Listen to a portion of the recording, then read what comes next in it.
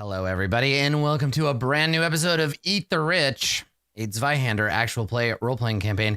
Before we get started, I want to thank whatever brave fan we have out there that went all the way to Michael Bloomberg's campaign office and spray painted the name of our show on the front of his office. Thank you so much. Like, really, it's so nice having such dedicated fans. It's my favorite kind of fan art. Thank you so much.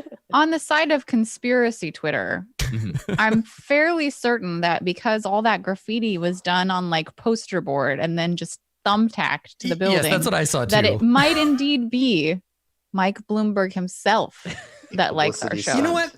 I'm gonna go ahead and say that yes, that's probably the case. That old Mikey B put up that sign, but it's really a cry for help. Mike just has a serious vor fetish, and he just that's the only way he knew to get that out there. He's just sitting there like, it'd be really nice if someone would just eat the rich. Just nibble, just take a real nibble. Why are we getting that Bloomberg money though? Yeah, tossing it around real liberally, Well, but Adam, no, he's not tossing it around liberally. It's the fucking point. Yeah. That's how he became a billionaire in the first place. The thing is, Masoud, like there is a dark timeline, sliders style, where people like that as part of their campaign strategy are like, yeah, we're going to sponsor a tabletop role-playing game show. We're going to get that nerd vote. It's out there. Andrew Chang probably would have been down for it. Well, Andrew Yang, if you give him a chance. On the plus side, if we do end up having to play a role playing game that is sponsored by the Conservatives of America, we found the perfect one. We could play a rousing game of Dragon Raid, the adventure learning system. Yeah. Fox News would eat us up. Look at us. This is the diversity they need. Look at us. Look at us. It's the fucking Paul Rudd meme.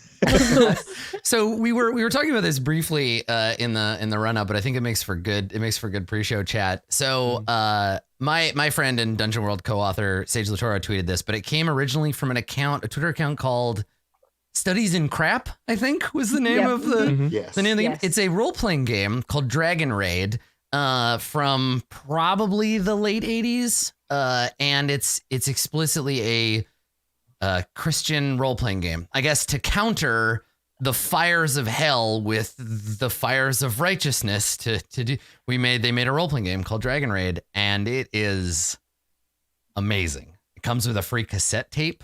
Your characters have stats like joy and kindness and self-control is my favorite stat. Yes, yeah, mine too. I'm like a 0 in that. 0, no self-control. Yeah. Yes. Like it's my dump stat.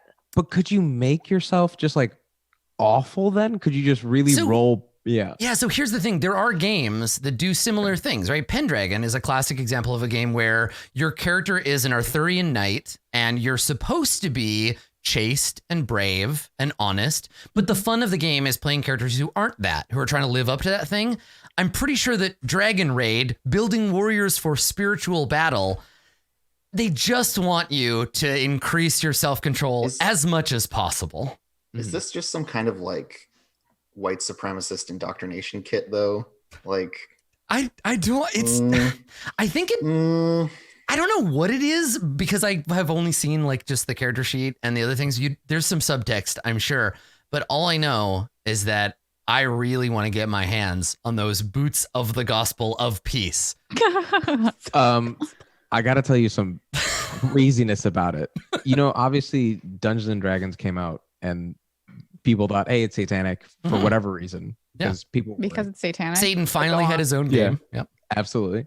The website christiangaming.com apparently stated that Dragon Raid became a victim of some well-meaning but mistaken Christian organizations that condemned it as having evil content. So their target audience then blamed it for still being not good the That's because creativity is the fruit that the devil Satan as a snake fed to Eve. So let me just give you some example spells from the game. They're called word runes. You might be proficient in the no sweat word rune, or perhaps the right on word rune. Oh, no sweat. No sweat. No sweat, dude. Yeah, that's definitely something I would say in the high fantasy. Oh my God. No sweat. Mm-hmm. Yep. Yep. Yeah, if you consume the body of Christ, you regain 2d4 hit points. Sorry, we were talking about Vor again. Yeah. Yeah. Yep. Your character in this game is a light raider, all one word, an adventuresome member of the Twiceborn, also one word, who forfeits the safety of the liberated land and enters the Dragonlands. Oh, the Dragonlands aren't liberated. Yeah. We must bring our liberation to the Dragonlands. From the land of the free, the liberated land. Uh-huh, You have to go out and So as you play this game, it takes place in the setting of Eden again, all one word. You don't roll dice in this game. You activate star lots, all one word, which is a 10-sided gem, because we can't roll dice because that's gambling, with a number 1 to 10 on its faces that helps decide outcomes in the game. Now, in a truly Christian role-playing game, based on my understanding of theocracy, we wouldn't roll dice at all, or really make any decisions, because God has already preordained how this campaign will go. Exactly. So there's really no sense in writing rules for anything at all. So, I love weird, wacky RPGs like this. Like, I love them. I love seeing them. I would put this in the same category as the Rocky and Bullwinkle story adventure game. Don't disparage the Rocky and Bullwinkle story adventure party game. I'm sorry, why aren't we playing that right now? God. Because I'm pretty sure that everyone that worked on the game is dead and thus cannot possibly sponsor a live actual play of And it the has Rocky. too many. I'll get in it has touch with too many the families. props. Too many props. Yeah. It's a very complicated game, physically. There's a lot of ephemera of play that we would not be able to simulate in Roll20. Yeah. It was once claimed the introductory level rules of this game are so loose it barely qualifies an RPG. And this commenter, Lawrence Schick, who's a reviewer, I guess, commented, "The hand puppets have next to no bearing on play whatsoever." Is this for the Rocky and Yeah, Bullwinkle it's for Rocky game? and Are you Bullwinkle. sure this isn't about Dungeons and Dragons? The game includes 10 character hand puppets, including Rocky, Bullwinkle, Boris, Natasha, yes. Mr. Peabody, Dudley Do-Right, Sherman, etc. Unfortunately, though, as Lawrence Schick pointed out, the hand puppets have next to no bearing on play whatsoever. As it But you should. have They're just hand they're puppets. there. Yeah. So I'm running a campaign of this, okay? Now- Okay. doing it. we Okay, can I'm down. laugh, we can have a good chuckle at the expense of Rocky and Bullwinkle, but I will say this: the game was designed by David Cook, who was one of the early editors of Dungeons and Dragons, right? Basic D&D, expert D&D is made by him, and Warren Spector. The game is actually legit, though. I think it's actually legitimately a pretty good game. from The what I creator read. of Deus Ex and System Shock Holy shit. co-wrote the Rocky and Bullwinkle tabletop role-playing game. I mean, I think we forget that nerds can be nerdy about so many things. They can like tabletop role-playing games and also old cartoons. No, only Two anime. things together. Only anime. But remember, Blue Jay, this game came out in 1988. So it was not it was an on-the-air cartoon at the time. Oh, I'm sorry you're old, Adam. But I mean, I don't think Rocky and Bullwinkle was still airing when I was a kid. I think it was over. They I were definitely making saw new reruns. episodes. Yeah, reruns for sure. oh yeah, I saw reruns of Rocky and Bullwinkle. Bullwinkle. Rocco and Bullwinkle. Let's That's see actually- here. Rocky and Bullwinkle. Oh yes, it ended in 1964. It was old in So 1988. Definitely, yes, you were right. It is an old cartoon. I thought it I was was gonna over in say, the the early animation? 80s, but yeah. Oh, yeah. It's still good. It's so great. I mean, except for the Russians. I really hope, and if you're out there listening, Warren Spector, you make great video games. I hope that your business card says Warren Spector, co-author of the Rocky and Bullwinkle tabletop role playing. Oh my I god, do please, too. please, yeah. Yeah, I would be very proud of that if I made a game like that. Yeah. Next time I'm That's a making business conversation cards, I'm starter. gonna put something really obscure and ridiculous on there. Well, it's funny because there used to be, and I don't know where this happened, but as game development in the tabletop space advanced, board games and role-playing games moved apart and are now kind of in some places moving back together. But back when the Ghostbusters game, this game, a bunch of other like party games came out, they were basically just board games. They were treated that way and the same kind of people would play them. So, you and your mom and your dad and your aunt and uncle might sit down to play, Monopoly, or you might get out those hand puppets and play the Rocky and Bullwinkle role-playing game. But yeah, they used to make story adventure games for all kinds of weird stuff. I think Daniel mentioned in chat there's a Dynasty and I think a Dallas RPG as well. So, yeah. Yeah, we need more of that. We need more like weird. I'm done with fantasy and sci-fi and cyberpunk and all that. Forget all that. We need more weird RPGs. Hell yeah. I want a Shokugeki RPG. Yeah, right. Somebody made a Terrace House RPG. Wait, they did? Oh yeah. Yeah, there's a Terrace House RPG. Yeah. I saw the Labyrinth one that you got today, and it just like my heart. Yeah, the Labyrinth. So I got a copy of that bad. Labyrinth RPG. It does something that I haven't read the rules, but the form factor does something I've never seen an RPG do. The book has a cutout in all the pages. So when you open the cover, there's a hole in all the pages of the book, and it has 2 6-sided dice in it. It's a dice storage book. So you can buy the book, and it's like plastic wrapped, or when you open it, the dice are inside. I've never seen like die cut pages with a dice in it. It's weird. It's I wanna nice, look and at it. You just have it. Yeah, And you're ready. yeah. And I think the reason is that they're I not fought aiming. my way here to the castle beyond the Goblin City to read that role playing book. Yeah, I think the idea is they're making the game less for us, like less for people who are role playing game fans, and more like you like the movie, you're comfortable with board games, probably, right? And so you check it out, and it comes with everything you need, and you can kind of learn. You don't have to be like, oh, now I got to get these special dice. The Henson Company did a bunch of comic book series that were really, really good. That came out when I was working in the comic store I don't think they did anything specifically Labyrinth, but they had a lot of really good ones. Yeah. I like it. I hope they do a special edition that comes with a cod piece and some glass orbs. Because that's all I ever think about when I Of think of course that you movie. do. Yeah. Jim Henson's The Storyteller There you from go. Boom Studios. They're all really good. They're like a witches collection and like a dragons collection. Yeah. Oh, Giants that's right. collection. Shift reset in chat reminded me. There's a game called Pasión de las Pasiones, which is a Spanish telenovela role playing game. Yeah, What? which is Oh my pretty. God. Cool. Yeah. See, that's I the don't know thing. as much about Spanish telenovelas, but I do know a lot about Korean dramas. So if there's a version Oh of man, a if there's like K-drama RPG would be If- sick. oh my God, it'd be so good. So like I feel like people have expressed that there's a similarity between telenovelas and K-dramas. So you could probably just hack the Oh, telenovela. maybe. It depends on how deeply it depends on whether it's simulating high drama TV shows and then with a focus on that, or whether it's like deeply embedded in the DNA. I mean, Korean dramas already have a lot of like thematic elements that tie the genre together. Naja, I think, was gonna write a Korean drama role-playing game. I don't know if she ever started it, but like the idea of the like first lead and second lead characters are always similar.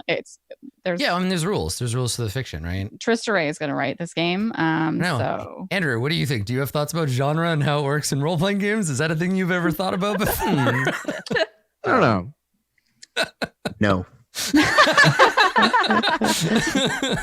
I actively have chosen not to think about that. Yeah, safe bet. Good move. Speaking of role-playing games, we should play one. Before we do, though, I do want to say really quickly, Masoud, thank you for wearing that shirt. Thank you. You know, it is my headshot. This is like what I It's wore so in it. good. It's a great sweatshirt. I Mhm. love it. is it really and soft on the inside? It is very soft, though. Like, I don't know. The print has sort of faded because I've had it for so long. I need to see if I can get a new one. I don't know what I know of several design t-shirt and sweater design companies that can do an all over print. So if you just commissioned a piece of pizza slice that is similar but not, stepping over into copyright infringement of the one you absolutely. have, Maybe you if it was could like, all over print and just like see if you can find a sweater that you like as much. you know what I could do is I could commission the work from, let's say, a goblin artist to try out goblin pizza. I feel like and take that. I feel like Put that on a the piece sweater. of pizza is within their wheelhouse, considering they do that food goblins. Yeah. Mhm. Is that shirt? So I got a question about that pizza shirt. Is it printed pizzas on a black shirt, or are the pizzas part of the fabric? It's printed on. Oh, good. Okay, that actually makes it Okay. easier to replicate because then you don't have to like custom make a bunch of rolls of fabric and then have people make shirts out of them. Exactly. I like it. Mhm. I like it. I'm just saying we could make this happen, Masoud. Yeah. You could have 3 different replacement sweaters and try out which one's your favorite.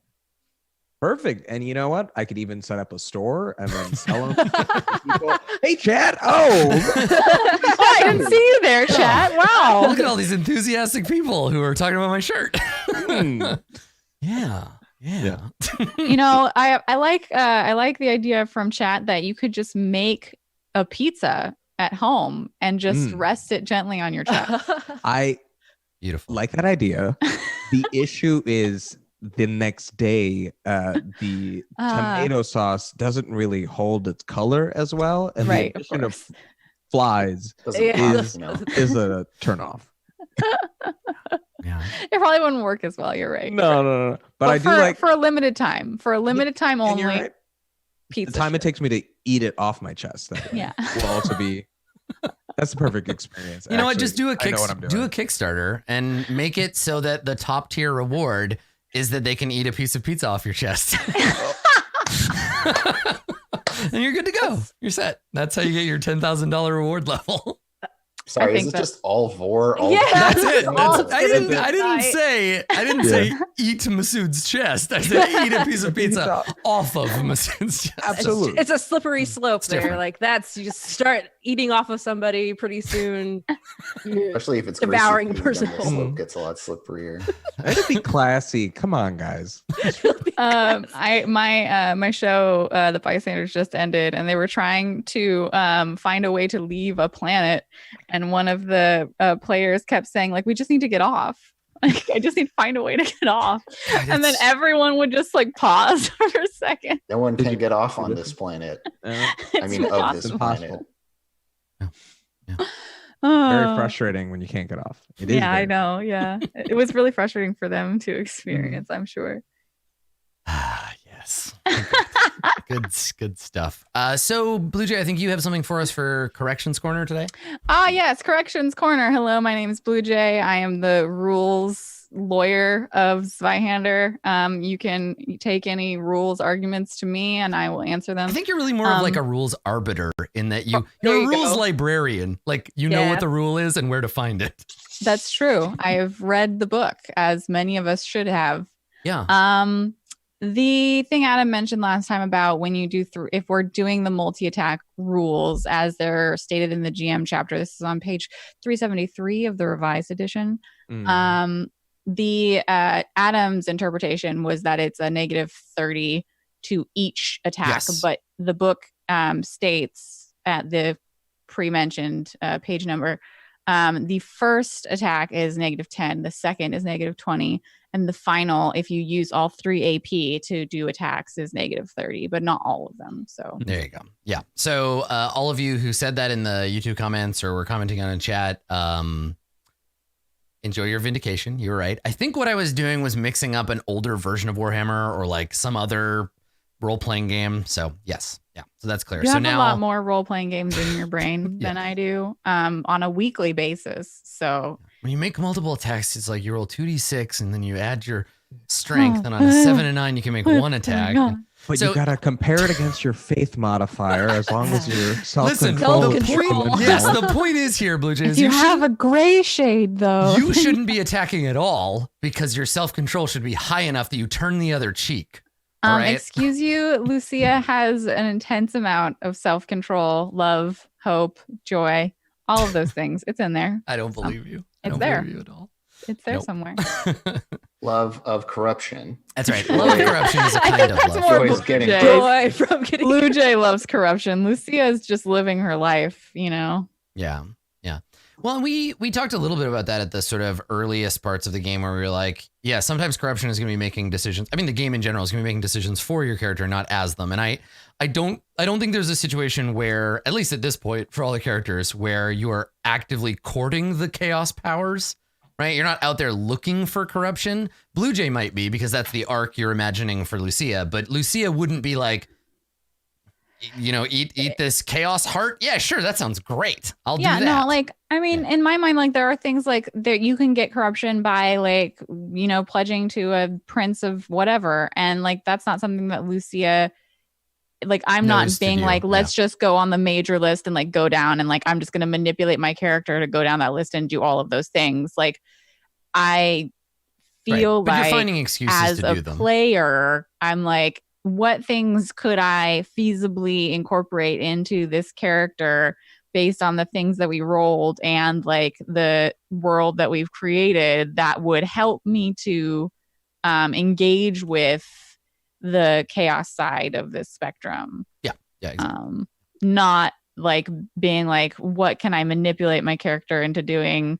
Like, I could have just been like, well, I'm going to be a cultist now of some dark god out of nowhere. Technically, only one of the players is allowed to say, I'm just a cultist now. So That's true. That's true. You're right. So, but I could say that I'm going to strike a bargain with an abyssal prince and I'm just going to derail the whole campaign to go find an abyssal prince. Like, but if you wanted, you could have used your money to buy a beautiful big dog that suddenly is now the most. I'm sorry. Did we introduce a holy place around here? I need to desecrate it. Yeah. Lucia drops trowel and just takes a huge just in the middle shit. of a fight, just poops on a church. Good. Good. Thanks. Are you a Norwegian teenager from the 90s? So fucking edgy. Oh, guys, I got to tell you about this. This is a story that I can't ever be able to tell. But something that we might be able to do. Let me tell you what. All right. My friend in middle school. Oh, no. On his way out one day was going out of school real late and he didn't like this one teacher. So he peed in her classroom. Just stood there and peed and then just booked it. And then he was like, I did that and nobody caught me. And I'm just glad that happened. I won't say his name because he's great and he's like successful now. Yeah, Masoud's not a snitch. That's right. But that's right. I'll tell his story. Yeah. At least his story is being told. I feel like he would appreciate that. It is really important to make sure that these stories, last the test of time. Speaking of major corruption offenses, major chaos offenses that might be able to incorporate into my character, sadistic torture. Yeah, I mean, you do have a prisoner. Let's do a quick recap. The city is maybe going to be on fire soon, maybe not. We talked at some length about how bad medieval cities are at not burning down. But right now, the only thing that is at terrible risk of being burnt to the ground is the flea and flintlock. Right? It is currently aflame. There are flames bursting out from the open windows, smoke pouring out into the gray sky. Down in the street, the crowd has mostly dissipated. There is that calm between the fleeing of the initial situation and then the sudden arrival of anybody who's trying to help. So there is relative quiet as we kind of pan down from the fire to the corpses in the street that lay scattered around you. Mm-hmm. You have one, maybe two unconscious people. We have an unconscious Dawn. And we have an unconscious sleeping assassin. Right, because Dawn is unconscious for 6 hours. Yeah. I'm knocked out. I'm really glad you're here for this episode, so you could experience this. Yeah. Okay. So there's no one currently actively trying to murder you, which is great. When we fade back in on this scene of stillness amidst fire, what is everybody gonna do? What happens now? I know, Dawn, you are unconscious and drunk. Yeah. Mm-hmm. Sweating and looking pale and kind of twitching, laying on the ground. It's great. It's wonderful. Perfect. The fellow that I had been attacking took a poison pill, yeah? Yes. He has ended his life. I feel like it takes quite a few punches after that point for Lucia to notice that he was in fact dead. But after that, and the smoke kind of becomes like more readily apparent, there would be like a wake up from her anger haze. Do you do it yourself, or does Vander have to snap you out of it? I would love to say. How about this? Well, let's just begin with everything is relatively quiet, save for the distant sound of alarm bells as somebody is going on, the sound of the fire burning, and then the repetitive meaty thump of an unconscious man being punched in the head. Not unconscious, Lucia. Dead. Oh, you're punching the dead man. The dead one. Oh, well, then nobody needs to stop you from doing that. Yeah, I mean that was my point. Was he took a poison pill, but she was so Okay. mad that she's just like, Well, you've answered my question. Then Lucia punches the corpse. Vander and Mr. Belvedere, it falls to you. What are you gonna do now? Well, so Vander is dragging this unconscious, manacled individual Mhm. over to like, the middle area where everyone else is. Yep. And I think just casually she'll be like, "Think he's dead, darling. Think you can stop now." Like dragging. and yeah, there's the moment where it's like, oh wait, that was and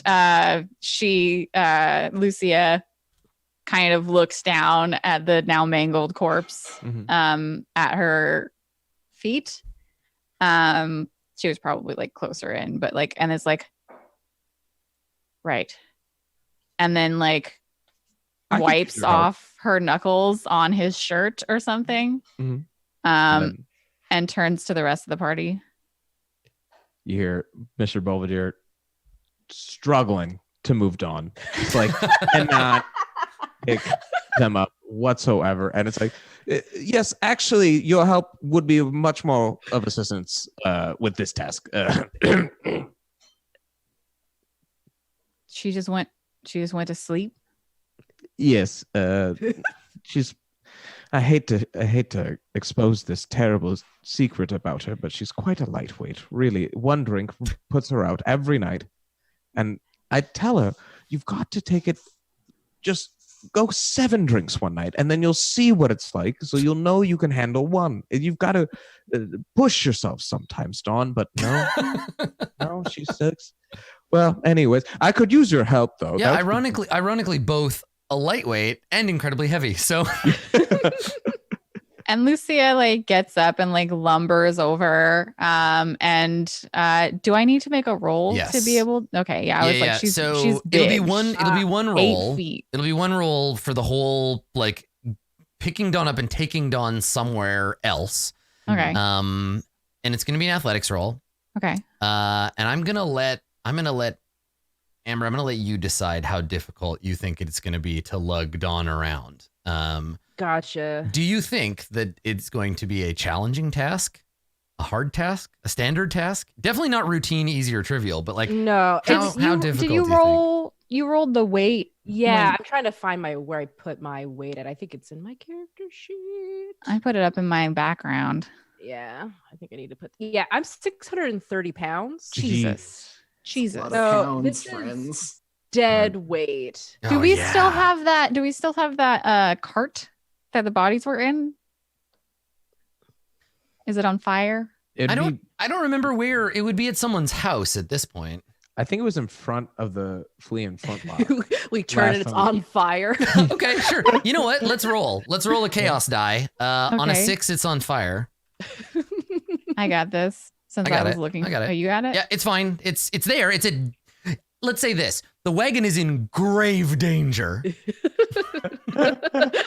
So I attempt to like lift the shoulder part of Dawn's body, and as I'm lifting it, I'm looking back towards the flea and flintlock, and I'm like, of course, that shit, that's our cart. We would need and so I'm just gonna like literally just drop her and then go get the cart as soon as I see it. All right, so it'll be a less difficult roll to get Dawn up into the cart, but yeah.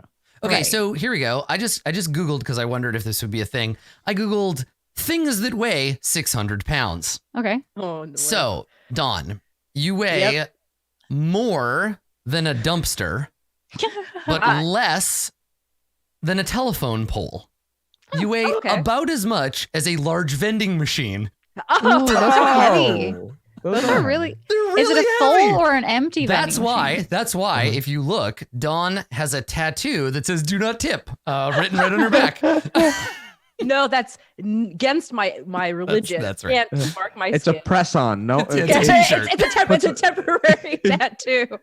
Sharpie marker. Mr. Belvedere wrote it on So me. 600 That pounds. 600 pounds, about half the weight of a sailboat. That is Wow. I mean, like a telephone pole also, like, I mean, you'd assume that they're heavy, but they're also like. Don weighs a full drum of oil and then half again that much. So think about Those are Lucia also lifting. heavy. Yeah, think about Lucia like lifting off the ground a I'm just vending imagining machine all of the of dead people- human weight, like just I'm just- floppy arms and. I'm just imagining all the people on Twitter that do like their like deadlift. Yeah. So I've never seen 600 pounds be. So if the plan is to get Dawn into the cart, that's a much lower roll. But yeah, do you want to? Oh yeah, okay. So, can I get some help from literally anybody? I guess. If I know I'm according probably to the rules of person. this game, I am not skilled in athletics, so I cannot. Yes, Mr. help Belvedere you. cannot help you. Yeah. Vander. I am also not skilled in athletics. Cool. This is the same. Just as a quick aside, this is the same excuse I use when people ask me to help them move. I'm not trained in that skill. Like, Sorry. Sorry. How trained is Clifford? Well, I don't have a character sheet yet for Clifford. Yeah. So let me look. Let me look at Clifford. Clifford the big crimson dog. Clifford is not trained in athletics. Awareness, coordination, resolve, simple melee, stealth, survival, and toughness. But I not just athletics. figured it out. Unfortunate. Clifford is the abyssal prince I will have to strike a bargain with. No. Are you David Berkowitz? Anyway, All right, here's make that roll. Wonderwall. I think in this case, what do you think, Don? You're 600 pounds, but it's just a drag and lift. So I think it's still challenging. Challenging? Like, Okay. Yeah. All right, Don, you're gonna die today because I will not be able to get you on. This isn't gonna hurt, Don. It's just how difficult it is. It's just gonna hurt my pride. I'm glad I'm not awake for this. Yeah. Can I find somewhere in this, like the front of the flea and flintlock, scrummaging around, or maybe like in my pack? Can I find like a broomstick that looks like, so I can lever her up into, like, that's what you do, right? When something's too heavy, you can use like a lever to offset some of the weight. But I hardly know her.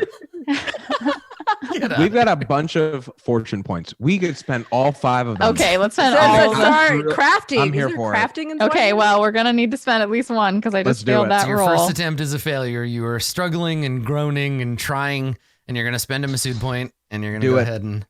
Okay, let's try this again. This is, I need to get 32 or low. Your veins bulging. That is not worse. gonna work got it. either. Use Yeah. another one. I don't know if you can. I'm not sure that you're allowed to use multiples. I on think the you can same only roll. re-roll. I feel like someone else has to make an untrained check. Like Lucia. It's good. is- It's really good, Don, that you're passed out next to a burning building. Yeah. Lucia is like, she's got the cart like up against something to like hold it still. Maybe the burning building, who knows? And she's trying to lift Dawn by her shoulders, but because she's so tall, the weight of the rest of her body is just like, she can't get her high up enough Mhm. to get her on the cart in order to like pull her the rest of the way. And I think part of it is also because like Lucia can't like step on and over the cart to drag her like up. Yeah. So While can't Lucia do it. is struggling at an increasingly sweaty pace, Mr. Vander, I think for you, the person you are fighting is that you have your they're just a smallish human. They're not that difficult to like move around. So you can kind of get your arms under their legs and like piggyback them. You can get them up on like a unconscious human backpack. But yeah, Dawn is still lying face down in the muck. Mr. Belvedere is going to try. Because I I realize hope that you get this. Oh my brawn is actually God. 46. I don't know. It doesn't affect the number, but I just like knowing it. So Yeah, you're more brawny than me, even though like honestly Listen, you're there's big. no. You don't have as much muscle mass as little Mr. Belvedere. He's ropey. are Yeah. you trained in athletics? No, I am not. Nobody is, I don't think. Nobody is terrific. I And can't then even train in athletics. I don't have it available to me. make it a challenging task. Good luck. Oh, here we go. Hey, Fuck Mr. you, Mr. Belvedere. The thing is, What does what this you got- look like? oh, why is everybody so Lucia is surprised? Struggling. She's Yeah, we- struggling really hard. And like it's visibly apparent to you that she cannot do this. Right. And then what does Mr. Belvedere do? He rolls up his sleeves and he's like, well, I'll give it another shot. And I don't understand why everyone doubts old man strength. I really don't get it. You're not even that old. You're like 40. He's old man for a peasant. He's That's old the man peak for a peasant. old Yeah. man strength. Also, like That's it true. starts to go away later. And you just see suddenly every vein like pop in his body, and like the wound from the crossbow bolt like bursts out blood a little bit as he just like Very anime. takes 1, 2, and then just like just like drops and like falls onto the back with it, and it's like, okay, I think Lucia looks I'm gonna at take you. I think I'm gonna take a nap now as well. You're already in. I think the idea of you being in the wagon with Dawn kind of on top of you, like you had to suplex her to get her in, and now you're a bit trapped. I think that totally makes sense. Yeah, and then Yeah. somebody else can just be like, "Look, all right, we'll just take it with us." So I look at you while you're doing this, and I'm like, one gold I can beat you in arm wrestling. His little arm sticking out. Get up. I don't think I really can. I don't think you can. I think you're kind I of think stuck I'm under really- there. I Yeah, think I'm that stuck makes into- sense. Yeah. My This arm really is is what- across yeah. him. And Vander's already got a burden, so Lucia, Fine, I will guess take you the have to cart pull the wagon. with both of them on it. I have many burdens. I feel like All right, let's We gotta get out of here. town. Anyway, this is the perfect time for me to also sleep and recover some on this like And- physical peril track. just I for- feel like you have to actually be healed to recover, but I'm not 100%. I think there are like smelling salts that can wake you up. Mhm. But yes, otherwise it'll take some. All I time. have is grave root. Can I slap you many times in the face? Will that help? No, that will make the unconsciousness worse. Yeah. Oh, okay. yeah, Okay. don't make her face swell so that she can't breathe, and then Mhm. that's the problem. Okay, fine. So All right. where do you go? Because Oh, you can imbibe some laudanum to get better. no, laudanum doesn't wake you up. Laudanum does the opposite. It's opium. I'm it talking will about knock your ass out. No. I'm talking about the damage condition track that Mr. Oh, Bolter sure. was Yes. talking Yeah. about. You can make yourself feel Mm. better about it, but no, you stay unconscious. Dawn can just go to bed. It's fine. So the building behind you both continue to burn as you hastily leave this neighborhood. Where are you going? So we Where were had we all of heading our before? gear Yeah. to leave town. Yes, you are already Yes, like right? backpacks When the fight on, started. all ready to Yeah. leave. That's what we were doing when we walked out the door and I got shot twice. Yes. So yeah, I feel like it's just like, well, that was more of an eventful exit than we anticipated, but we're still getting on the road, right? I mean, who do Right. you look to like lead the way, right? I mean, Like, I look at Mr. Belvedere, but he's stuck under a body. So then I look to Vander and I'm like, You got it. Just do it. Go for it. Yeah, Vander The is thumbs up from the arm. you're Mhm. from there, right? Vander is going to head out of town The other. Yeah, right. Head for the the appropriate head for the direction, door. carrying this sack of potatoes of an Yep. assassin. And her plan is to, once we're out of town and out of the sight of like any sort of authority figure, Yep. to then plop this guy on a tree, you know, like Mm. sit him up, get him awake, and then talk some sense into him, Exactly. Talk. And some then words out of him. behave as Talk. protagonists in gritty role playing games do. Talk. So the question then becomes, Vander, if this is your idea, how best to escape the town, right? How to get out of the city of Philos, because now Philos has several landlocked gates, right? It has a north gate and a south gate, and then probably like a smaller eastern gate out of the town. There are also boats that you can take up the river, but you'd have to buy passage and go through there. But the gates are usually, there's a customs like process so that nobody tries to smuggle important stuff out of the city and nobody tries to sneak in that shouldn't be there. So the gates will require a little bit of subterfuge to use them to pass, unless you can think of another way to get in or out of the city, such as like, well, I'll let you decide what you want to come up with there. But those are the normal ways to get out of Philos. Is one of the 3 gates, and then the river. I'll tell you what, Adam. Yeah. I do have the rumor skill. Yes. And that can be used both to spread rumors and to know rumors, right? If I'm remembering this correctly? Absolutely. Okay.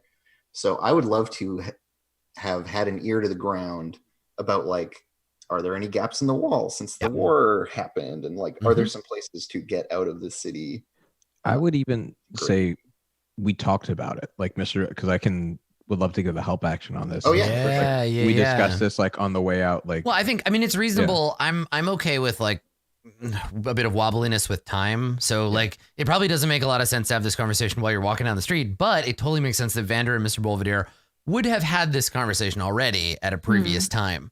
So yeah, let's see how that goes. So Vander, you can roll your rumors, and Mr. Belvedere, you roll a D10. That's the replacement.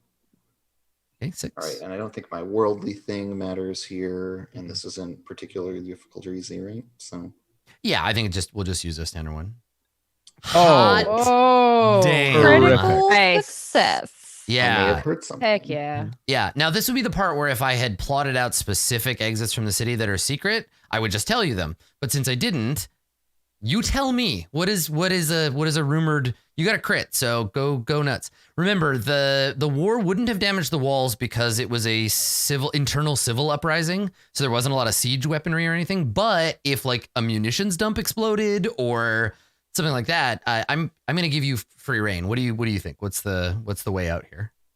I think there's like an administrative gap where in the transition of power, there was this place that should have been looked after that isn't anymore. Mm-hmm. And so for those that know about it, like maybe I think some hound knows about this thing, or like used to work, guarding this little side gate or whatever. And it's just in some building somewhere, there's a little like mini gate, not like bigger than a door, but like you could get a small cart like through a or secret like a secret exit out the wall that's built into a building that abuts the walls of the city. Exactly. Yeah. Mm-hmm. And it used to be that the nobles, the aristocracy, had like people who kept an eye on this. And don't exist anymore. What is the state of this particular building now? Like who lives there and occupies it, if anybody?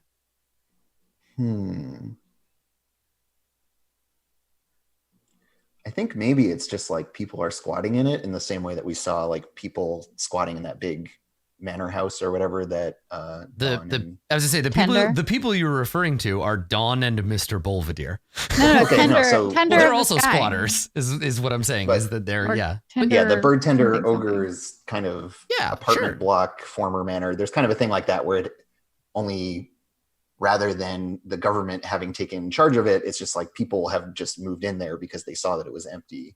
Yeah. But then, these people have made acquaintance with them and there's some little shady arrangement.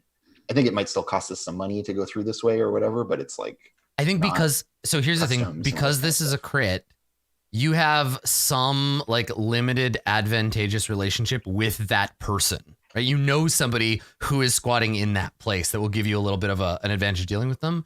How do you know them? Like who is this person? You don't have to detail their whole life, but just like, how does Vander know this? I'll come up with a name while you. I think this would be someone.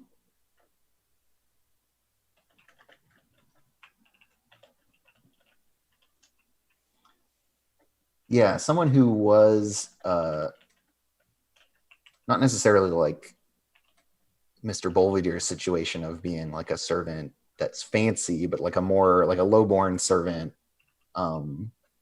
of a noble house that I was hanging out in, and who I just like,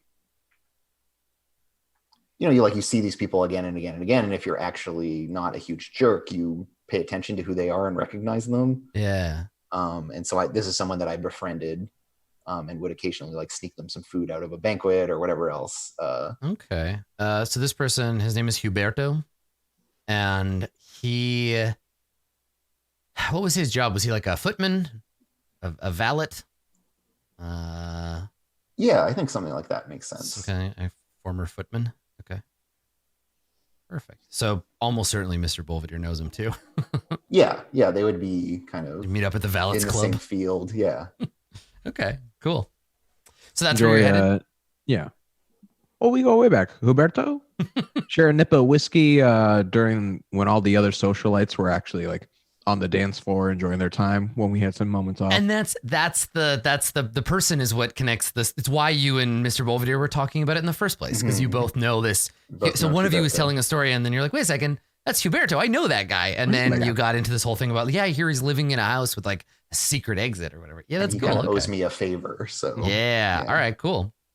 Okay, well then let's just jump right to that. Thankfully, nobody stops a group of sooty-looking people carrying a wagon full of corpses, or you would have been stopped the last time you were doing this. And so, we end up out front of this house, dilapidated, and I think probably it's a big house, but something about it has made it unlivable for like a large group of people, like. I'm imagining JF Sebastian in the Bradbury building in Blade Runner, where he's the only person that lives in here. Yeah. Why? Like, why don't more people live here? Is it just not tenable and he lives in the only room that isn't exposed to the elements? Or is it like... I feel like he might have just developed an immunity to whatever mold is in this house that makes everyone else that lives here. It would be black, and it has killed everyone else. Okay. So Huberto lives in Black Mold House, which is my favorite fraternity. And so he can survive here. Mm-hmm. Awesome. Huberto, the fungus whisperer. Well, I think he just has like a nagging cough like all the time. He's one of those kind of people. That's what happens when your parents are chaos cultists to the pestilence god. I mean, yeah, evidently. Okay, all right. Old Coffin Huberto. Oh, that's totally his nickname. And it's Coffin, like COFFIN. It's both, right? Yeah, because he coughs all the time, but also like he might as well be dead. Because I think the mold probably gives him a like a deathly kind of look. Like he's all pale and sort of sickly looking. Yeah, cool. Yeah. Okay. So you, Lucia, following Vander's directions, the group of you arrive at a house that looks like it should have been demolished already. But it definitely isn't. The walls of the outside are dilapidated and old, but it's the windows that have this like lattice of fungal growth on the inside of them that make it really ominous. And this is where you stop. This is where your path comes to an end. This is the one. Hard to mistake it for any other home.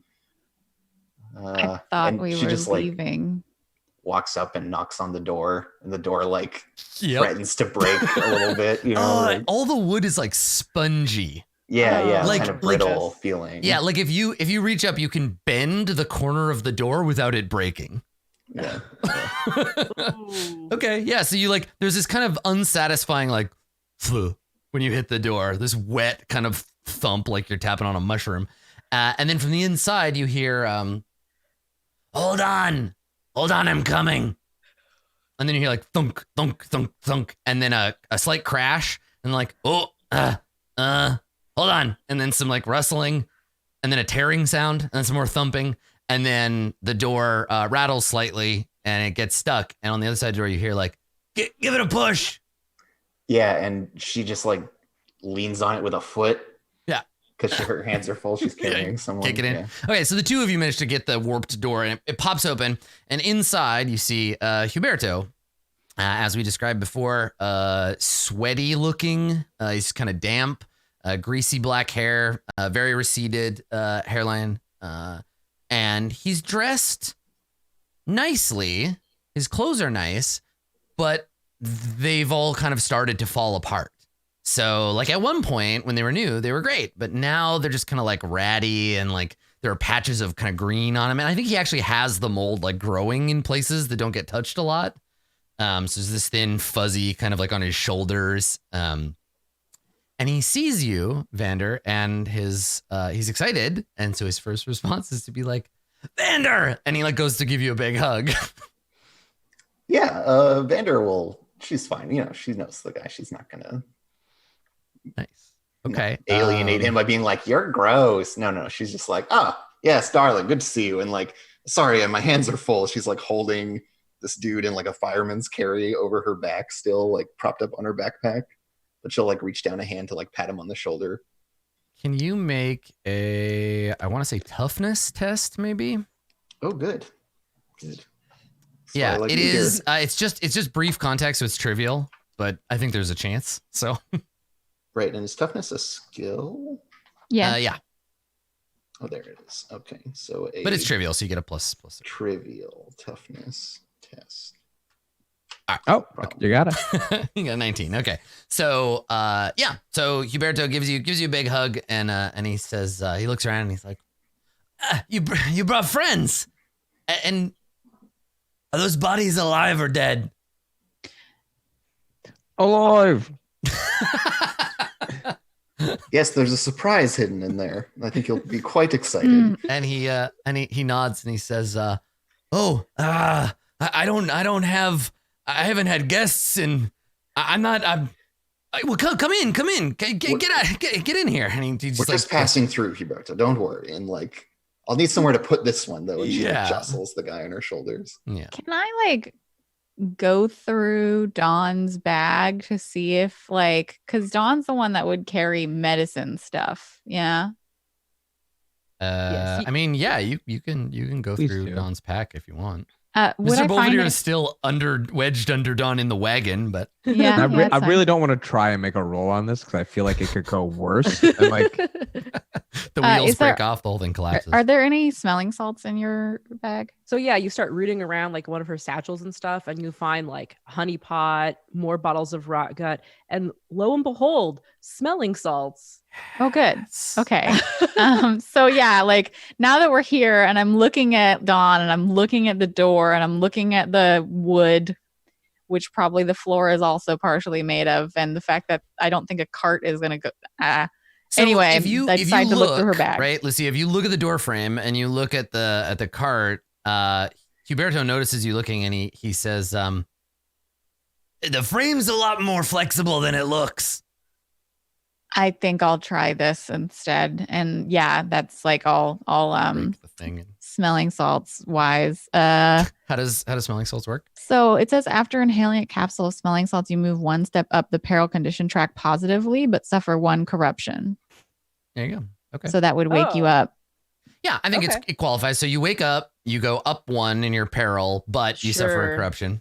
So you're no longer incapacitated or whatever. Awesome. So yeah, you do that, and like you've like interrupted Dawn having this weird like psychedelic dream that she's been like just like I don't know, it's like kaleidoscopic and there's bright lights and she's like been feeling like she's been lifting up and just there's cool mist and all this stuff and then all of a sudden she's Oh, Jesus. God. Smelling salts are just ammonia, basically. Yeah, Ammonia and alcohol. They smell horrible. And that's why you wake up. You need to wake up.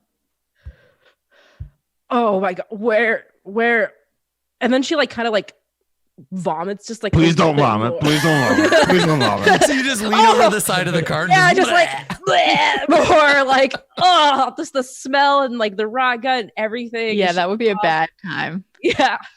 There. Oh, and As I you're, like, like- I feel I feel Mr. Belvedere and everything. Oh my I God.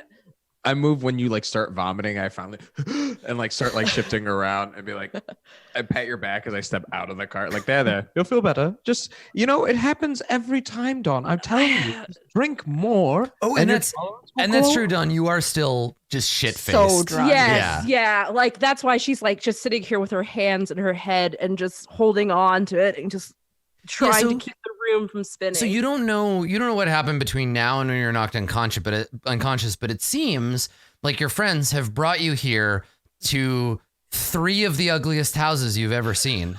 You're not really sure which is the one you're supposed to go into, and they're moving slightly, but Oh, one God. of them you're sure is definitely the place to go. Imagine Vander's endless chipper small talk when you just have like a massive headache. Imagine how irritating that would be. I can't. Yeah. So As she's soon like, as you so wake sweaty. up, I just like put the smelling salts back into your hand and then like walk after Vander. I look down to Mr. Belvedere. where are we? What are we doing here?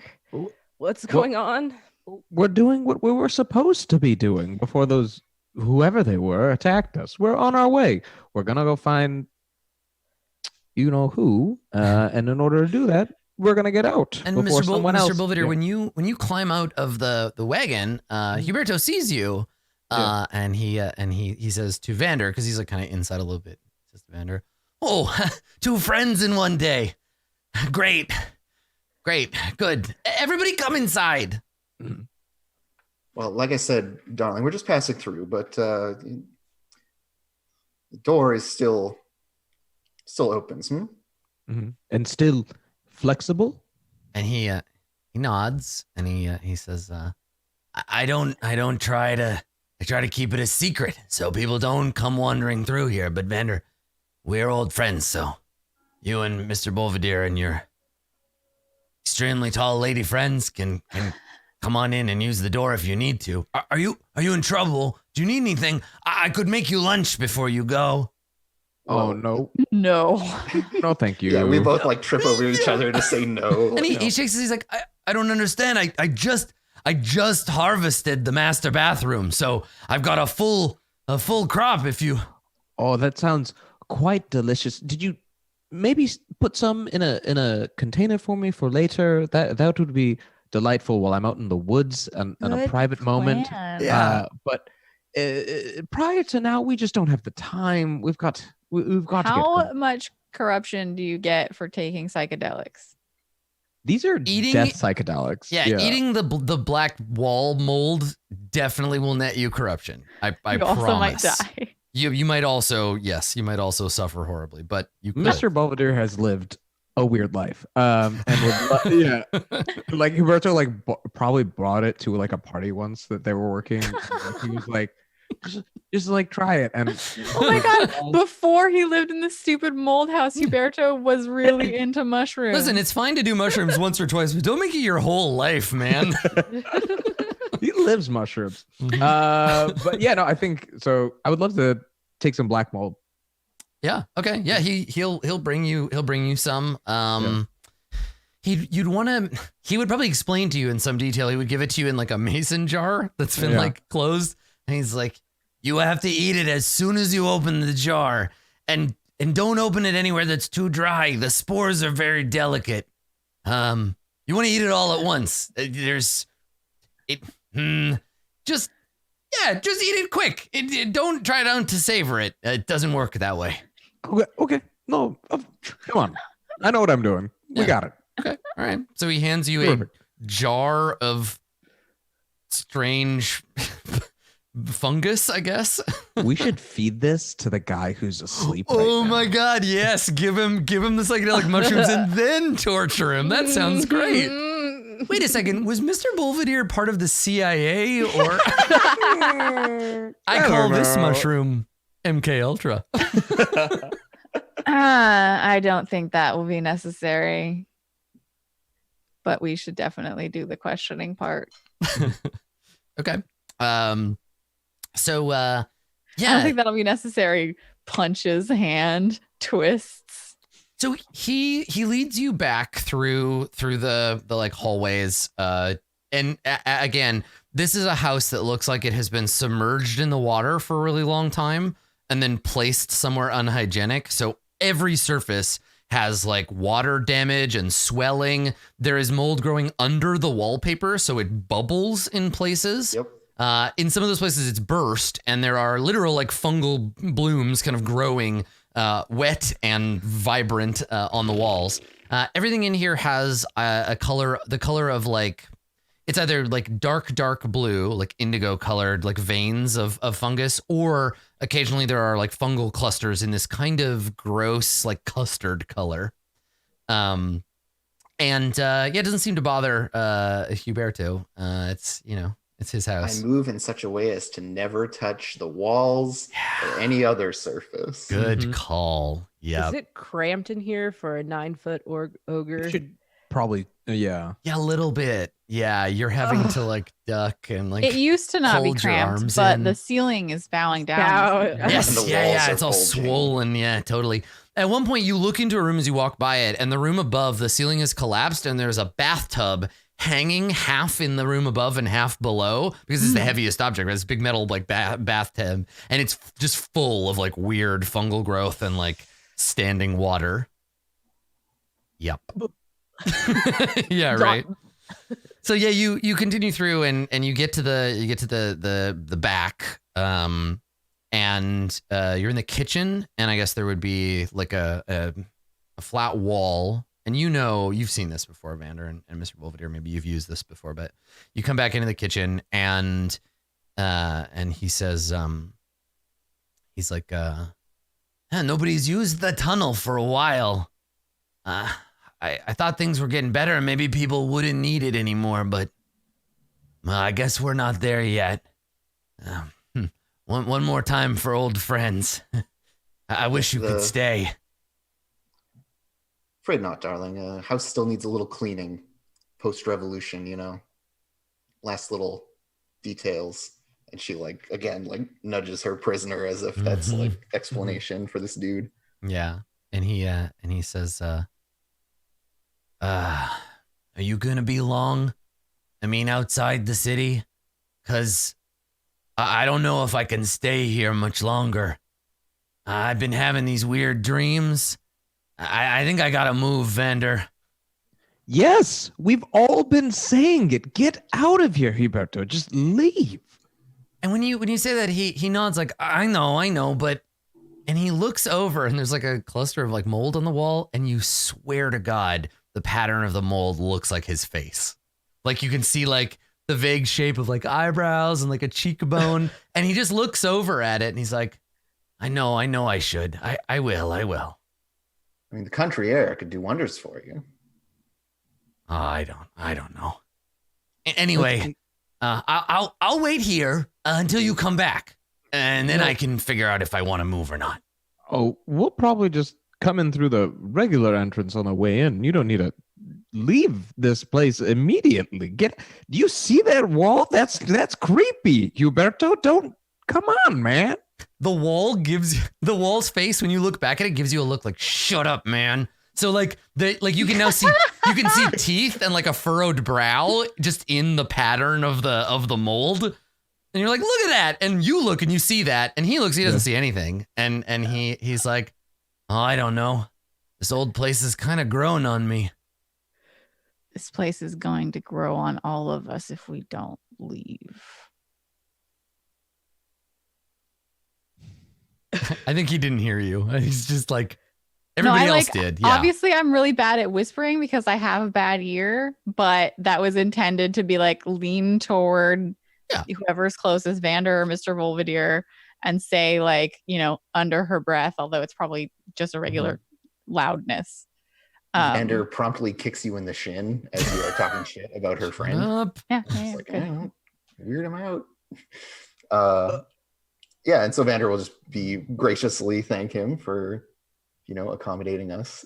And so long as the door works anyways, give us a hand, hey? And Yeah. And so he opens like a cutlery drawer, which is itself full of like soil. There's like stuff growing in it. And he's like, it's under here, son. He reaches under the drawer into the back. And he's like making a face. There it is. And there's a click, and you hear something like stone shifting or whatever. And a portion of the wall, which previously seemed flat, like it has a knife board on it, and like it slides back slightly. And as it does, stringy like strands of fiber. Like, I don't know if you've ever seen what natto looks like. It's like a Japanese fermented bean paste. It has these really gross, like stringy resin, like. So yeah, that is growing in the wall in the secret door, and as he pushes it, it like peels apart and stretches. And he says, just down that way, then there's some stairs up and another door. Just open that, and away you go. Wonderful, thank you. And on her way quickly. Yeah.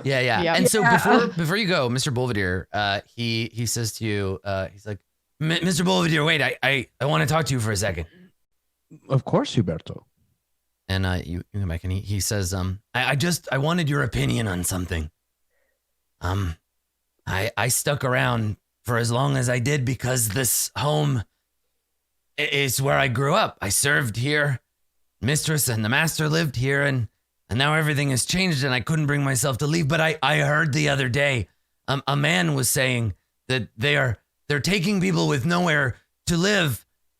And he points down and he says, and they have somewhere under the city where you can get food and clothes. I was thinking maybe I could go there instead. Somewhere for the poor, they said, and I've run out of money, so. And I think, and he looks at the wall and he says, like, I think the house is listening to me when I talk.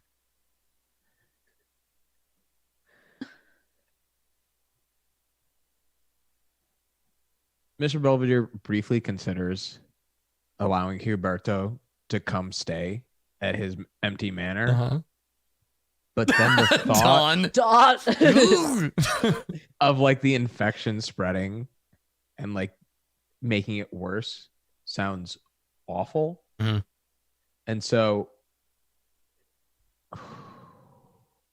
do I know who runs the thing? Is it the people who smile? Are they the church that runs the folks underground? Like, You can make a rumor test if you want. I would love to See what you've heard.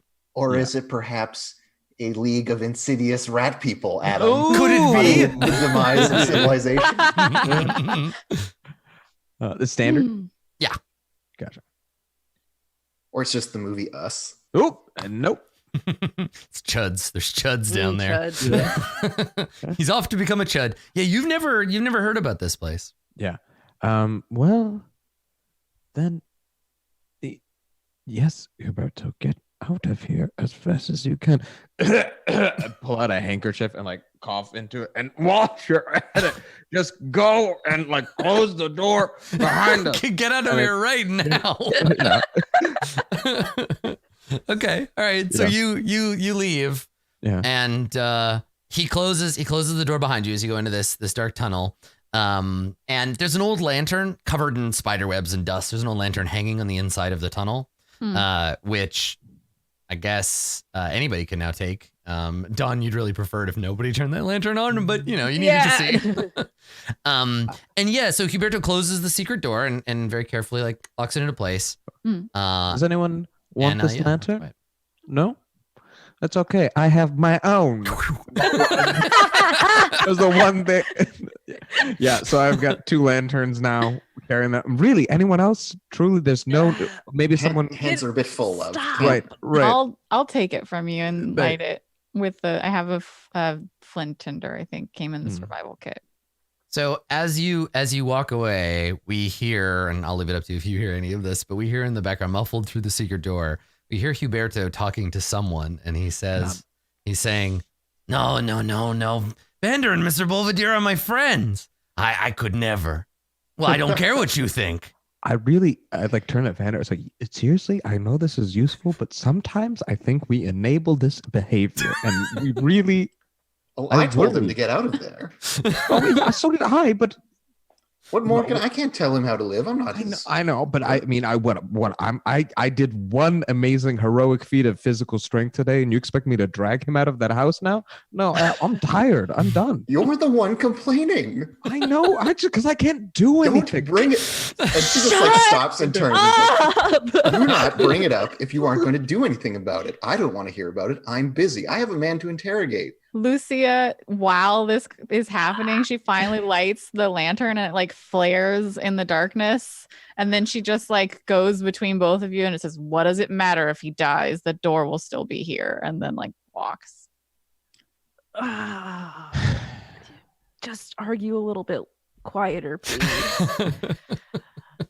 Also, is your guys' friend a mushroom? Like, what was going on in there? Oh, she like Very leans rude. against It's the not a wall. mushroom. Hey, let's not be rude. He's our friend there, all right? His name is Huberto. Come on. Is that a human word for fungus or something? That's his name. Dawn, seriously, you Listen, get drunk? if nobody else is going to do it, I am. You can't talk shit about Huberto. He's such a fun guy. Why would anyone do that, Adam? Why I would was really anyone do that? tempted to I toned it down really far, but I basically just started with Toad's voice and then brought it down to a level where I thought I could do it in full sentences. So, hi everybody. Yeah, you get out. So you head to the end of the tunnel. Thank God. You head to the end of the tunnel. It's a short tunnel, right? Because the house is up right next to the wall. You go under, up, and then through the wall. You open the secret door, and it'd be obscured, right? It would be like covered by something from the outside. So there's like bushes and like a tree, and you kind of have to push your way through while carrying a corpse. And like when it closes, it's seamless with the wall. Exactly. Yeah. Yeah, and you won't be able to see it from here, even though you do know it's there.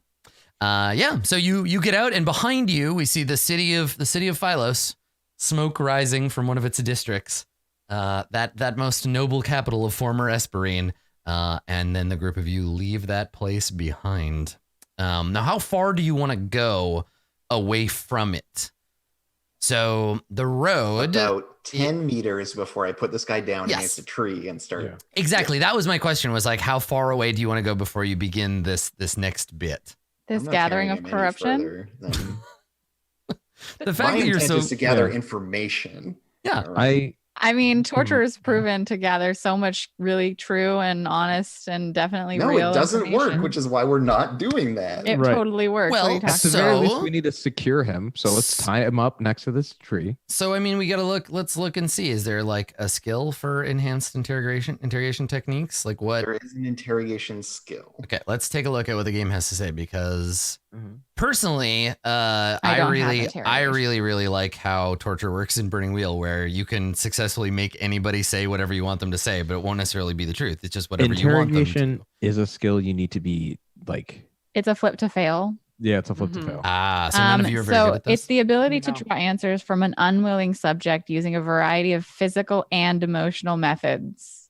It allows you to cause duress in your subject, inflicting mental fatigue upon them as you begin to get down into the heart of the truth. It often relies on torture. There's, hot I'm seeing it here with the difficulties. Okay, good. Okay. So yeah, interrogation covers that stuff. It's a flip to fail, but I'm willing to give it a try. It is a flip to fail, but you can certainly try it. Yeah. But we'll see. Maybe you can just ask him or bribe him or find some other way that doesn't involve like pulling his thumbs off. Vander is going to try just actually talking to him and see what he gives up kind of willingly, and then yeah. For people in the YouTube that might not have the chat, a flip to fail means that if you're not trained in the skill, you have to switch the numbers, and if it would then fail on your D100 roll, then it's a failure. So if you rolled a 45 and you needed to make a difficulty of 48, if you flip 45, it's 54. Yeah, and then you fail. And then you have failed, even though you technically at first rolled below the number you needed to hit. This game's version of advantage or disadvantage, in the sense that you can also have flip to succeed. So, okay. So we cut away from that scene, right? And we cut to, you were saying you want just like a little copse of trees. Yeah, and just like sit this person down. Okay, so we're in an old like an orange grove, and it used to have irrigation, but there was some kind of like change in the river flow for some civic project that killed the grove. So you're in a grove of dead orange trees. We have all these like gnarled kind of trees around. They're providing decent cover from a glance. You can't see the road from here, and you've dragged this guy out into the orange grove. Yeah, and so this person is manacled. Yep. And was put unconscious by a spell. Yeah, sleeping. It's deep and dreamless slumber. It's not the type of sleep that he like you could probably just slap him awake. Yeah, I think so. Because it's not an inebriation. Worn off by now. Yeah, I imagine that he's been groggy or like keeping quiet or whatever. But like, yeah, I think at this point, for the sake of the scene, he's waking up. And do you have him tied to the tree, or is he just tied up leaning against a tree? Just leaning against it. Okay. All right. So just to give everybody the visual of the character again, this guy is basically a thug. He is a royalist soldier. He has on him, or would have. Oh, and I guess What did you call them in the I'll explain that in a initiative second. tracker? We'll get there. Paragons? So he, I'm not gonna, you didn't say you didn't do it, so you didn't do it, but he had on him a mortuary sword and a light crossbow. So if anybody thought to grab those, somebody has a mortuary sword and a light crossbow. Nice. He is wearing a leather, like a leather jack. So he's got like a leather jacket, basically a vest as armor. And then, pinned on the inside of his cloak, not as a pin to hold it, but pinned on the inside is a tarnished silver pin with a green hawk in profile, a green hawk's head in profile. Oh, Vander pockets that for sure. Okay. Is there also somewhere on his person the like poison pill the other person took? Do you want to examine him? Yes. Well, you see, when he was captured, Dr. Yue replaced his tooth with. So no, go ahead and make a awareness test. Wouldn't this be scrutinized? Why? Yes, It's only for people's feelings. Screwed is Oh, that's for their for feelings. insight into Okay. their feelings. Yeah. Okay, so it's an awareness test. Yeah. I'm assuming that Vander, you're kind of like also doing this, right? We're going through his stuff, making sure he doesn't have a sword. Yeah, I mean, but he I'm dropped. not skilled in awareness. So Oh. I can't help He you. dropped. He dropped Yeah. his sword on the ground. He definitely wouldn't have it hidden anywhere. Oh, okay. Well, I'll try, but I don't fucking know. I think Mr. Belvedere, while tying him up, probably searched him a little bit as well, like gave him a pat down. Are So you trained in awareness? I am trained in awareness. Okay. Yeah. Well, then can you help me? Yeah, of course. That's why I Okay. did that backstory thing. Like, Okay, so a Uh-huh. 7 probably won't help, but no, but it's I got a Hey! 55, but it's a critical But fail. it's a critical failure. Nope, it's a 75 now. Not a critical failure. Okay, there you yeah. go. Nice. There you go. So You you did can't help. you can't make it a success, but you can. Make it not a critical failure. Here's Can you do something. that? Here's something that might be. It might be that you can't switch. Yeah, You can't fuck with a crit. Yeah. let me look Let's at that. check. I think that Um, might be a situation where help doesn't. No, that makes sense that it wouldn't qualify for help, but let Yeah. me look at the rules But yeah, double check that for me. because I like looking at rules. Okay, so while Vander is propping this guy up and Lucia and Mr. Belvedere are going over his stuff, Dawn, you are fucking still like pretty tanked. You do Yeah. not feel very good. There are a lot of trees in this grove, and the trees, the wind blowing through them is really loud, and like it's just the sun. You never noticed before just how bright it is. I What- just imagine, like Dawn, just like as we get out to this, the minute that we stop moving, she just sits down against the nearest tree. Unless it is a critical failure. There you Yes. go. Okay. So anyway, there sorry. it Go is. ahead. Yeah, so she just sits down on the tree, and it's like I imagine she's feeling like how I feel when I take hydrocodone, where it's like I can't, I just can't. She can't really move her body, Just and laying it's there. like she's just melting into the ground. Like where does dawn end and the dirt begin? She's not really sure, Excellent. and it's just trying to breathe and center herself and not throw up again, Mhm. and Yeah. is feeling very guilty about drinking all of that alcohol. By accident. Yeah. It was intentional. I mean, the alcohol was all supposed to come back up and turn into fire, but some of it decided to stick around. Yeah. whew. Okay. Not a good time. All right. So your victim, soon to be victim, starts to wake up. Lucia, you can't find a cyanide pill or whatever on him. You can't find any poison. Mm-hmm. You and Mr. Belvedere search, but can't find it. He starts to come to and like struggle a little, realize what's happening. And then his hands, do you just have them? Are they just bound in front of him, or? I would say behind his back Yeah, I mean, Yeah, it was Vander, done when he- while he was unconscious. So Yeah. because he fireman face-planted. carried his. Yeah. so it's behind his back now. Yeah. Okay. So it's like Okay, behind his so back, yeah. his feet. He tries to stand up.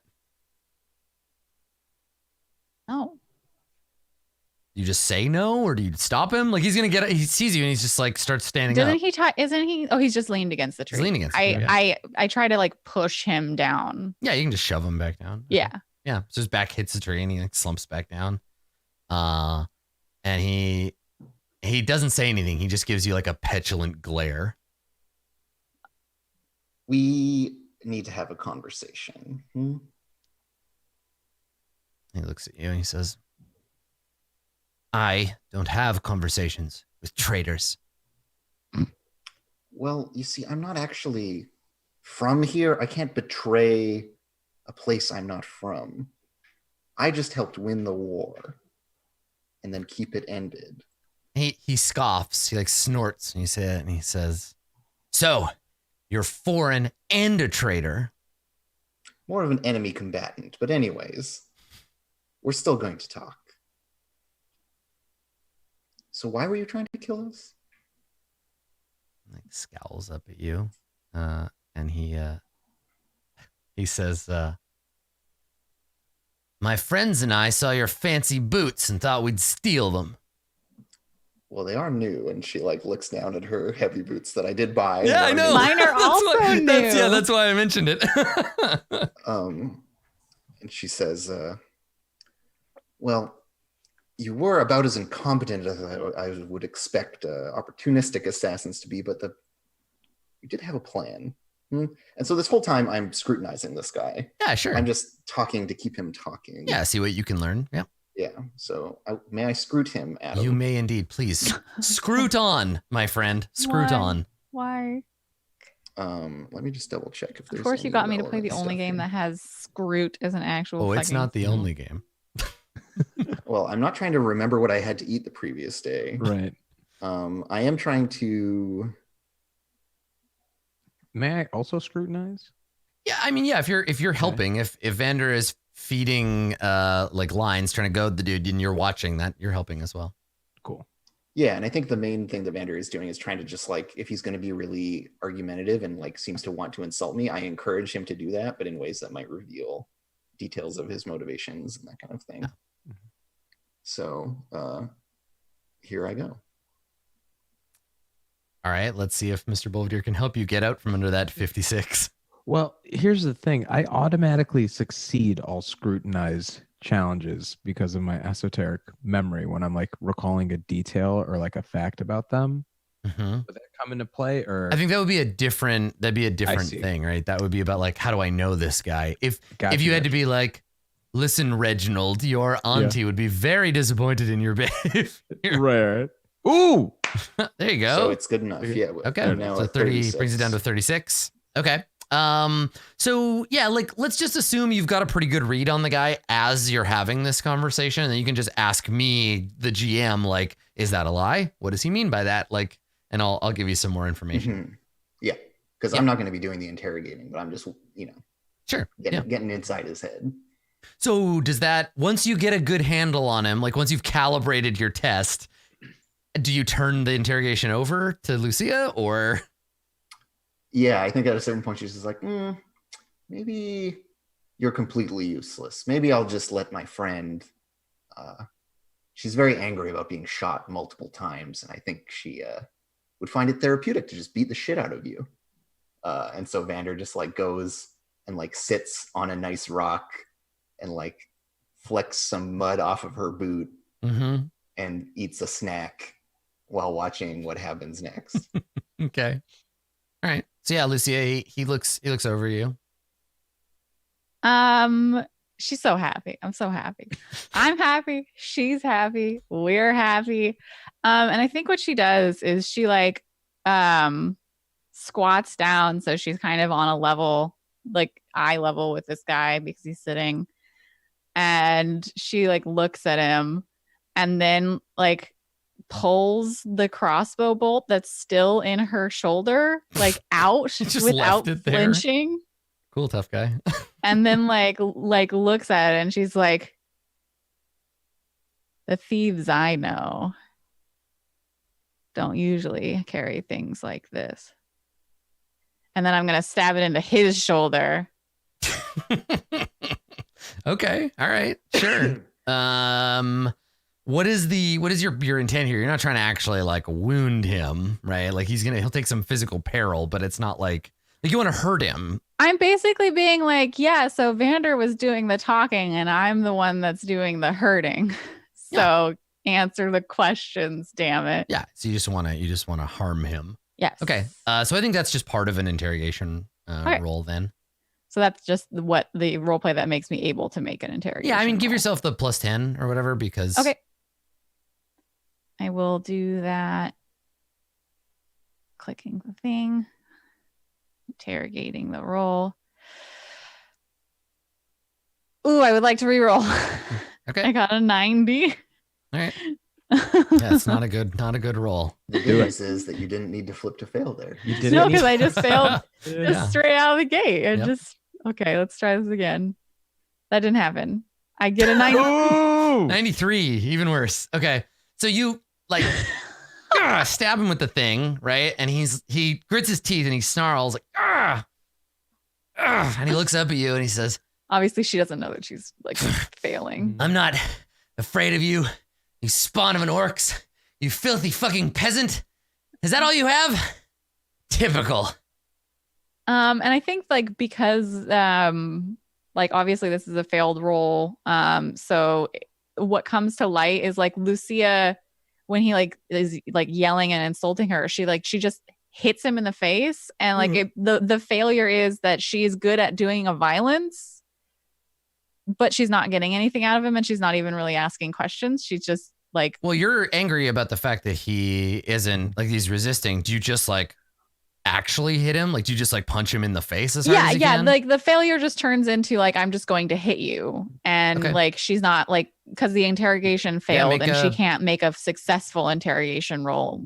I don't think this. I don't Like, think can't you just- even need to. You don't even need to roll to hit because he's fucking tied up next to a tree. Yeah. So just roll your unarmed damage. Okay. Unarmed is just like plus CB. Yes. I'm not- No. BB for unarmed. Brawl, because Yep. it's BB. bludgeoning. Okay. So it's just 1d6 plus 5 then, right? Is it? Yeah. And if the D6 rolls a 6, then you roll again. 10. 10. Damage. Okay. All right. Yeah, that's enough to cause him a level of physical harm. Now this guy, let me look at my old notes. Yeah, so it goes from like what was supposed to be an interrogation and like I'm threatening you, tell us the truth, to just like I'm just doing you harm because that's a thing that Lucia like knows how to do. And I don't know if anyone else like notices that it's not going well, if they're paying enough attention or if they're like averting their eyes or whatever. I see it and I go try to stop it. Like the moment I see like the like fist now pull all the way back. Yeah, It's like, Vander yeah. agrees with this So you- idea of like, let's not just beat this man. Yeah, Right, Lucia, we need Lucia him. gets a free shot in, which does him a level of physical like harm, but he doesn't take a wound. But Okay. yeah, his head snaps back, his skull bangs against the tree, his eyes kind of glaze over for a second, and blood pours out of his nose from where you hit him. And he mumbles something like he's stunned, he's confused, so he doesn't have anything to say. And then Mr. Belvedere is like, whoa, Yeah. and comes in and grabs you. Well, I'm sorry, what was that? I wanted to give you a chance to say something before my friend here got in the rhythm of things. He takes a deep inhale, like he breathes in through his nose, and then spits a mouthful of blood in your face. Mine or Mr. Wolf? Mr. Belvedere, because Mr. Belvedere is close. You got kind of pulled away, and he's just like, and it's a lot. It's like, Yeah. yeah. So you just get this big splatter on your face. Yeah. I like took out my handkerchief that like I coughed into earlier, fold it, wipe my face, set it down. I was like, well, this is ruined now. You know what? I'm gonna leave this for you. So that when my friend ultimately kills you after making it slow and arduous and painful, I'll have something to remember you by before I throw this away with the heap of your body that is the trash pile. How does that sound? Are you also Yeah, going to Mr. Belvedere, would you like to try and interrogate him? This feels more like no, this is- intimidation. This was going to be a charm. I was going to try to charm him out of like, oh, this is. It didn't feel particularly charming to me. Oh, did it? It, It didn't- it seemed didn't very actually- threatening. Yeah, definitely intimidation. Yeah. Let's see. I can help you. Oh, I'd love that. And Lucia I mean, I'm is just definitely like, using you as. she's yeah. just like, you see her like doing the thing that people do in movies after they punch someone where they stretch their hand, but instead of being like, ow, that hurt, like let me do this, Mhm. instead, I mean, you totally succeeded. Mr. so Belvedere is so Perfect. intimidating. So this is the theme of the episode: is Lucia tries to do things, fails, and then Mr. Belvedere does them and does great.